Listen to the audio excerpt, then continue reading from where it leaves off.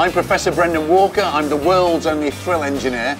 I'm here with my thrill laboratory team on board Harmony of the Seas to test just how thrilling the ultimate abyss is.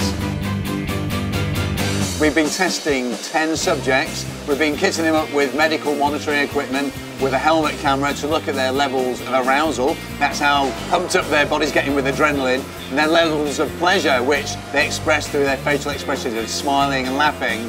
And we're hoping to find that Ultimate Abyss creates these key points, these kind of like these eruptions in emotions. And so we collected all this data and we're actually starting to analyse it right now. We're getting these little thrill signatures throughout the ride. So I've got 2 laboratory assistants helping me on board. So one of them is specifically focusing on the collection of medical data. My other analyst is collecting the video data. So this is a real editing process. We've got millions of data points.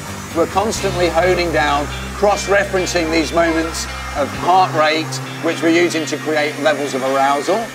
We're looking at facial expressions, which we're looking to create levels of pleasure. And if we get arousal and pleasure at the same time, we have thrill. And then we start to see how many times that thrill occurs and what intensity. It's a little bit like monitoring an earthquake. So in order to understand an experience like Ultimate Abyss, we need to benchmark it against other experiences, and we've got some great experiences on board Harmony of the Seas. We've got Flowrider, which is a Royal Caribbean favourite amongst their guests. Requires quite a lot of upper body strength and skill and dexterity to do it, but you still got the same 5 stages, which ultimately end up with celebration and fist pumping in the air as people are applauding you. And then we have another quite different experience on board, rock climbing. Now that's a little bit more like puzzle solving as you're climbing up the wall, but it has similarities to Ultimate Abyss. Ultimate Abyss starts off with a great leap into the unknown, whereas rock climbing finishes with a great leap back into the unknown. And I'm hoping that those 2 thrill signatures are actually quite comparable.